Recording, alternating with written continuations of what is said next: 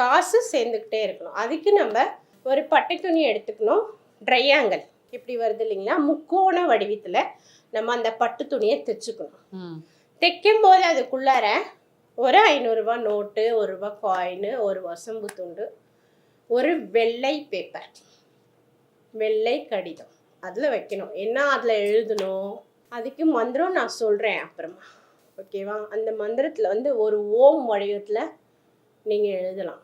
ஓம் எழுதிட்டு அதில் 1 போட்ட சைபர்களாக போடணும். எத்தனை சைபர் போட முடியுமோ போடணும். போட்டுட்டு அதுக்கு கீழே வசி வசி, புரியுதுங்களா? தனம் வசி வசி, புரியுதுங்களா? அப்போது அது என்ன ஆகும்னா அதுக்குள்ளே போட்டு எல்லாம் நீட் பண்ணி வளர்ப்பறை நாட்களில் அமாவாசை முடிஞ்ச அமாவாசை அன்னைக்கே நீங்கள் அதை ப்ரிப்பேர் பண்ணி வைக்கலாம். இல்லைன்னா அடுத்த நாள் ப்ரிப்பேர் பண்ணி காலையில் இதெல்லாம் ரெடி பண்ணி வச்சு காலையில் 4 மணி நேரத்தில் குளிச்சு முடிச்சு பிரார்த்தனை பண்ணி ரெடி பண்ணி பீரோவில் வச்சுருங்க. புரியுதுங்களா? உங்களுக்கு எப்படி கடன் வரும், எப்படி கடனாளியாக மாறுவீங்கங்கிறது பார்க்கலாம்.